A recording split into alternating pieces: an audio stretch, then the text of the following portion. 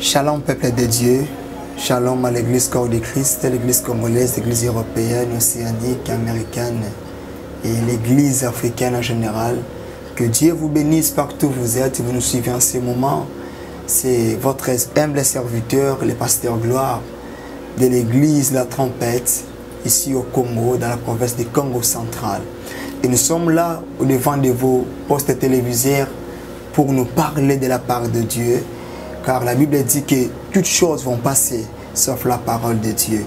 Pourquoi nous ne voulons pas de la part de Dieu? Bien aimé, Christ avait déjà dit que dans les derniers temps, à travers l'apôtre Paul, qu'il y aura des moments fâchés. La bonne doctrine ne sera plus vraiment enseignée. Les gens n'auront plus le temps de supporter la valeur de la très bonne doctrine qu'on appelle la Sainte Bible. Et aujourd'hui, nous voulons parler sur la puissance de l'amour de Dieu à l'église corps du Christ. Vous savez, nous sommes à la temps de la fin. Et pendant ce temps de la fin, je m'excuse, nous sommes en train de vivre des choses qui contredisent un peu les mots temps. Alors, quand nous parlons du temps, nous voyons seulement les événements, mais généralement ces événements semblent un peu de contredire le moment. Cela veut dire quoi? L'apôtre Paul avait dit à Timothée, Timothée mon fils, sois un peu prudent. Car un jour arrivera où plusieurs vont abandonner la parole et s'attacheront à de nouvelles choses qu'on appelle couramment aujourd'hui la prophétie satanique. Nous sommes dans le livre de Jean 3, le verset 16, c'est un verset que nous connaissons déjà bien, que nous le lisons depuis longtemps à la maison. La Bible dit, car Dieu a tant aimé le monde, qu'il a donné son Fils unique afin que quiconque croit en lui ne périsse point, mais qu'il ait la vie éternelle. Car Dieu a tant aimé. J'aime l'apôtre Jean qui est en train de parler de Jésus. Selon, dans l'introduction de son évangile, il est en train de présenter Jésus-Christ comme Dieu. Dieu commence à mettre la parole à parler avec Dieu. Quelque part, il dit que la parole était Dieu. Mais ce qui m'intéresse, c'est que l'apôtre Jean dit ceci. Car Dieu a tant aimé, il a donné son Fils. Quand nous parlons de la puissance de l'amour de Dieu à l'église, nous voyons d'abord la quantité de l'amour de Dieu à travers nous, ses enfants. Vous savez, quand je regarde Jésus, je me dis, ce n'était pas quelque chose du hasard. Il y a une réunion là au ciel. Personne n'était jugé digne de venir mourir sur la croix pour nous. Il n'y avait que Jésus qui a supporté, qui a accepté cette souffrance. Mais une chose, avant que Jésus-Christ supporte cette souffrance, son Père qui est le créateur de toutes choses, avait commencé par trop aimer le monde. Il n'avait pas seulement aimé, mais il avait un adverbe de quantité pour nous. Et cet adverbe a fait qu'il puisse donner. Il n'a pas aimé son Fils, mais il a donné, il a pris conscience, il a réfléchi, il s'est dit non, pour que l'église congolaise, l'église angolaise soit sauvée, je dois donner. Il a fait un déplacement dans son amour de quitter sa royauté pour venir mourir sur la croix à cause de nous. Alors, ce qui me fait mal aujourd'hui, c'est quoi? L'église que Christ devait prendre sur la terre, que la Bible parle qu'elle doit être vierge, c'est celle-là qui est en train de s'aimer aujourd'hui le manque d'amour. Raison pour laquelle nous avons des âmes qui meurent dans le péché. Vous savez, quand la Bible parle de la quantité, je vois Jésus-Christ dans l'être de l'homme. Dieu a constaté que l'être de l'homme était déjà banni. L'être de l'homme était déjà dans les néants. L'homme devait déjà mourir éternellement.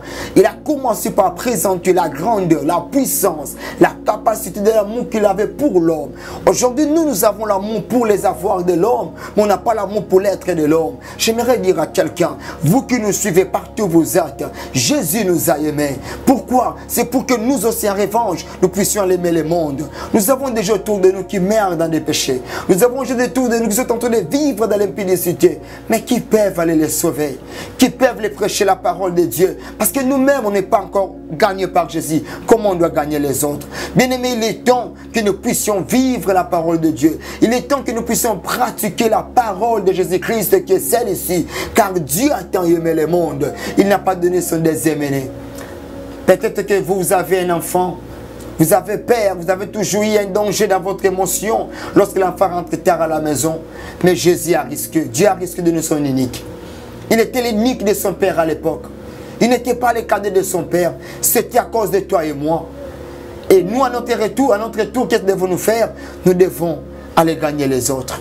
Bien-aimé, l'église de mon père est en train de souffrir parce qu'il n'y a pas la grandeur, il n'y a pas la puissance de l'amour. Au lieu d'aimer l'être de l'homme, nous aimons la voix de l'homme. Par conséquent, nous avons des païens à l'église qui ne sont jamais convertis, qui sont devenus des pasteurs aujourd'hui.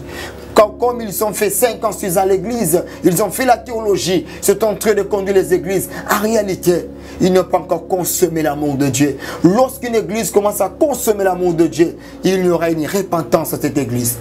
Il y aura une transformation dans cette église. J'aimerais nous dire, ceci, bien-aimé, Jésus est là pour nous gagner. Il est là pour nous présenter son amour. Mais les problèmes résident, est-ce que quand nous les consommons, nous sommes prêts aussi à dégager de l'amour de Dieu aux autres? Regarde dans ton entourage combien des âmes qui meurent. Combien d'âmes sont en train de souffrir. Qu'est-ce que tu fais pour ces âmes-là? N'est-ce pas que nous les jugeons? N'est-ce pas que nous les livrons au diable aujourd'hui? N'est-ce pas que nous les traitons de menteurs, des impudiques? N'est-ce pas que lorsqu'un enfant de Dieu, un homme de Dieu tombe, que nous publions ses fautes sur WhatsApp, sur les réseaux sociaux, est-ce que c'est l'amour là que Jésus a besoin? Non. Il t'a vu dans les péchés toi aussi. Il t'a aimé comme tel. Pensons à ceux qui meurent dans les péchés. Ceux qui vivent encore sous la prise de l'ennemi. Au lieu de se moquer d'eux, consommons, travaillons cet amour dans notre cœur afin que nous puissions aimer les autres. Bien aimé, la puissance de l'amour de Dieu peut résider dans un cœur qui est déjà gagné par Jésus. Lorsqu'un cœur est gagné, il n'y aura pas de tribalisme à l'église. Lorsqu'il y a l'amour, il n'y aura pas l'empoisonnement. Vous savez pourquoi on s'empoisonne aujourd'hui? Parce qu'il n'y a pas la consommation de l'amour de Dieu. L'église doit consommer l'amour de Dieu. L'église doit respirer l'amour de Dieu. L'église doit aspirer à l'amour de Dieu. Pourquoi? Parce que Jésus reviendra prendre son épouse. Lorsqu'on parle de l'épouse, on voit l'amour. C'est nous qui devons régner. C'est nous qui devons faire un lien entre le monde de Jésus. Mais pourquoi nous n'arrivons pas à le faire? Parce qu'il n'y a pas l'amour. Aujourd'hui, les pasteurs sont dans des télés pour critiquer les autres. Les fidèles sont en train de frapper la porte pour les pasteurs. Oublions ces choses. Revenons à la parole. Car la Bible dit, il a aimé le monde. Il a donné. Il a envoyé son fils afin que toi, pasteur, toi, fidèle, qui me suives maintenant, nous ne puissions pas mourir, nous ne puissions pas se moquer des autres. Peut-être que tu étais magicien, l'amour de Dieu t'a choisi. Pourquoi moquez-vous de ceux qui sont encore dans l'impudicité? Vous oubliez que vous êtes quelque part avec Dieu. Tout le monde s'est moqué de vous. Et dans son amour, il vous a sélectionné. Il vous a localisé. S'il te plaît, l'église de Dieu. S'il te plaît, l'église corps de Christ. C'est la puissance de l'amour de Dieu nous oblige à ces moments de pouvoir aider encore les autres qui sont dans les péchés. Laissons de faire les maîtres. Laissons d'agir comme s'il n'y avait pas de la place au bas de la croix. Non, il y a encore de la place. Jésus a encore besoin de faire les recrutements.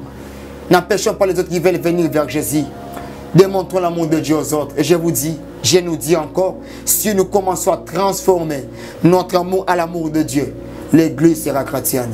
L'église sera une très bonne femme pour son mari. Et Dieu ne manquera jamais.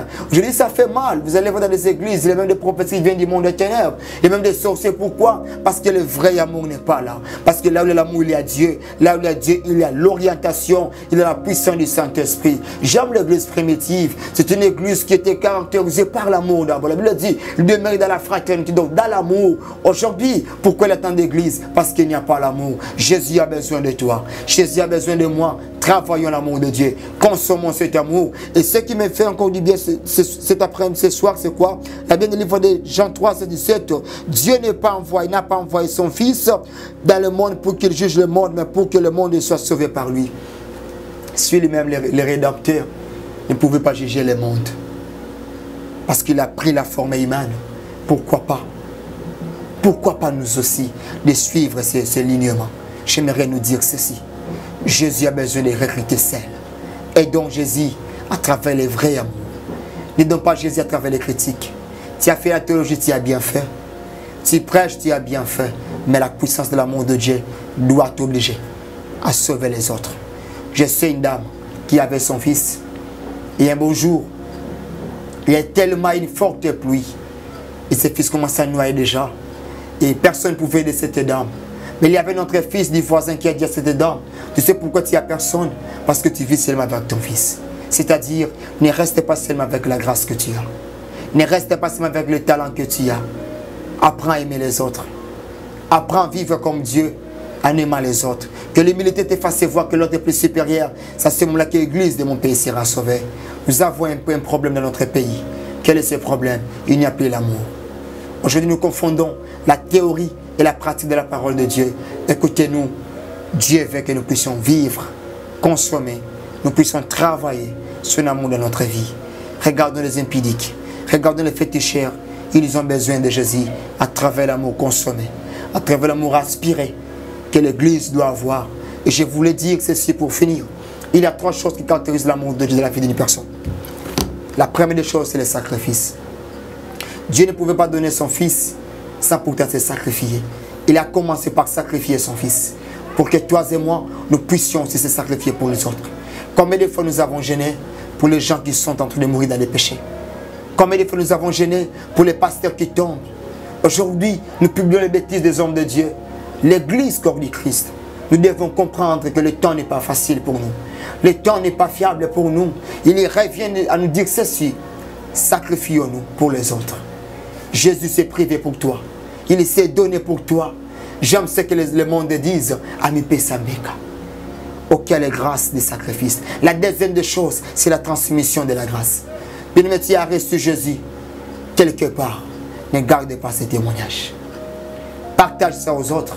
Et Dieu va travailler ton témoignage pour que les autres soient sauvés. Et la troisième des choses, j'aime cette chose, c'est la foi. Vous savez, lorsque nous étions encore dans les péchés, nous étions des magiciens, n'est-ce pas? Nous étions des impudiques, n'est-ce pas? Mais les gens qui nous prêchaient avaient la foi qu'un jour nous serons transformés. Continue à avoir la foi pour ton prochain qui vit dans les péchés. Continue à avoir la foi pour quelqu'un qui vit dans l'impudicité. Ne lâchez pas. Gêne pour la personne. Donne des offrandes pour la personne. Gardez ta foi. Que Dieu les sauvera. Que Dieu vous bénisse. Que Dieu vous arrose. Là où vous êtes, j'aimerais vous dire que Dieu vous bénisse. Ciao, on se retrouve à la prochaine. Que Dieu bénisse encore notre ingénieur Jalika pour de belles images, pour de belles moments. Que Dieu vous bénisse. On se voit à la prochaine. Ciao, bye.